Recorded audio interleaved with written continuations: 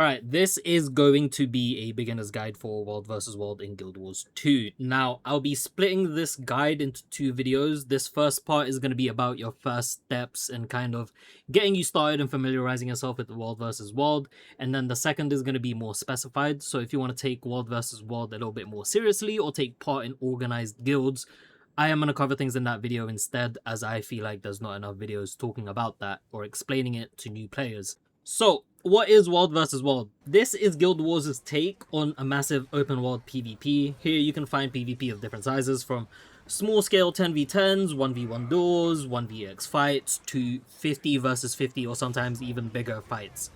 For your very first steps, before you even get into any of these maps, you're gonna have to pick a team. So press B on your keyboard or click this icon on the top left.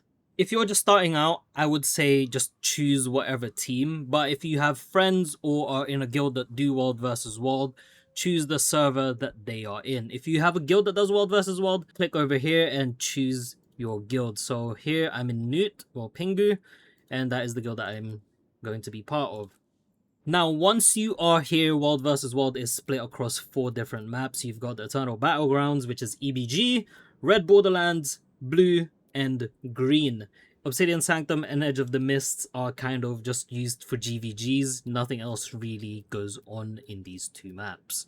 So for the maps that matter, the objective is players fight over these key nodes in order to win. Now, what exactly do we win? I don't actually know, but you do get points that go towards your reward track. So a quick overview of the reward track. For example, let's say you want a relic that you can only get from doing Secrets of the Obscure achievements or meta events. Instead of doing those, you can go into World vs. World, activate the Secrets of the Obscure reward track, and then once you do World vs. World, over time you start getting points and experience, and then eventually you'll be rewarded with this gearbox at the end that let you choose those specific relics.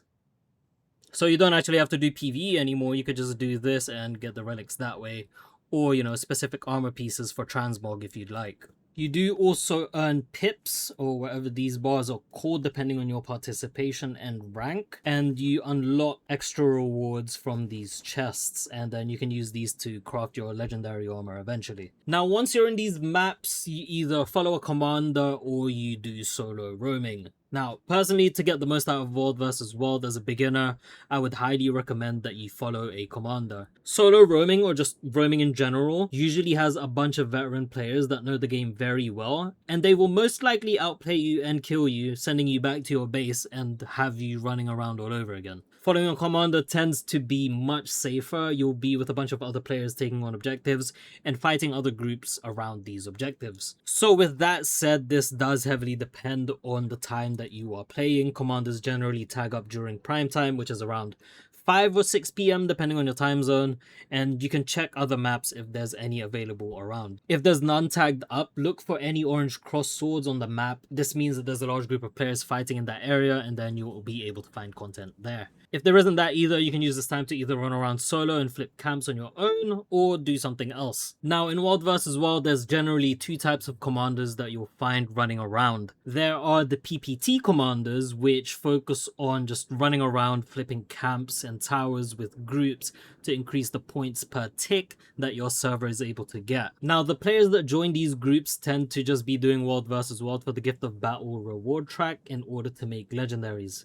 These groups generally tend to avoid fights. And then there are actual PvP commanders, and these come into 2 different types as well. There's the casual groups that will generally run around with the commander, not shying away from fights, but they aren't really coordinated either. And then you have the more organized groups, which will usually have a Discord link when you join the squad. So these groups tend to require you to play a viable build for your class that's more focused on team play. So for example, on my Thief here, I am going to switch over to a Heal Spectre build that focuses on healing and shielding my allies while CCing the enemy. I wouldn't join a, let's say, a 30-man squad and play as a Deadeye, because this provides very little value in a team setting. Now, when you join the Discord, you don't have to talk, but you are going to have to listen to the calls of the commander, and it is important to stack on top of them at all times.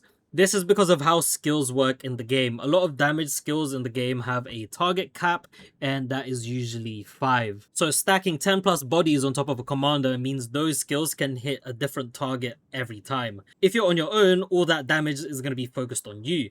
And if you're fighting against larger groups that are throwing out a bunch of different skills, this means you will die very quickly if you're not on top of the commander. If you notice as well, it is also why groups will be split into 5 so everyone is able to get boons or buffs equally. So as you play World versus World, you are going to gain ranks and ability points. Now when you're starting out for your first 50 levels, which I believe you get pretty quickly, I would say you spend your points in this way. You get 1 point in for your Warclaw mastery, so you're able to use the Warclaw. Spend 3 points in war gliding, so you're able to glide and save yourself when you're jumping off high heights in territories that your team owns. And then spend the next 20 points that you get in Provisions Master to get auto loot.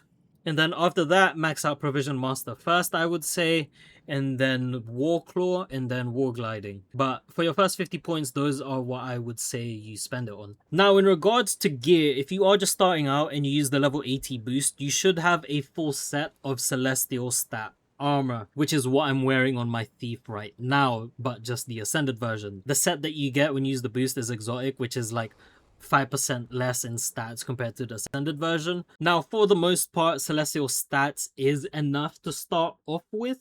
You'll just have to find a specific build for your class on websites like MetaBattle or GuildGen. So if you max out Provisions Master first, you are able to get an increased amount of badges of honor when you defeat enemies. And you could use those badges of honor to speak to this robot man here, and you are able to buy what we call stat selectable items for every single slot. So once you've earned enough badges of honor, you can start making builds that are more specified to do different things in World vs. World. So for example, if you wanted to play as a healer in World vs. World, you will generally use the Minstrel stat armor, which is what you're seeing on the screen right now. If you want to play as a power DPS, it's usually a mix of Marauder armor, Demolisher, or even Dragon. And if you want to play a condition DPS, you generally use Trailblazers. I'm not too sure, I don't play that much condition builds. But as you can see from this stat selectable ring, you can choose literally any stat you want in the game. And you can use this armor for other game modes. You can use this for open world, you can use this for raids. So yeah, if you want to gear up any of your alt characters, do a bit of World versus World and literally just buy these for them. Alright, so let's briefly talk about supply and siege equipment. So supply camps with this icon generate Doliacs, which are these things, and they bring it over to towers and keeps. Now you can then use that supply to make siege equipment to break down the walls of the towers and the keeps that your enemies hold. So if you are just running around with a commander, it's best to just carry supply with you at all times and build whatever the commander throws down. Usually they'll throw down rams for doors or catapults like these to break down walls. Now for World vs. World etiquette, sometimes you'll find players from different teams standing around watching two people fight. This usually means these players are dueling. Personally, I respect the 1v1 and let them fight, but World vs. World is an open world PvP mode, so players do jump in and ruin the fun.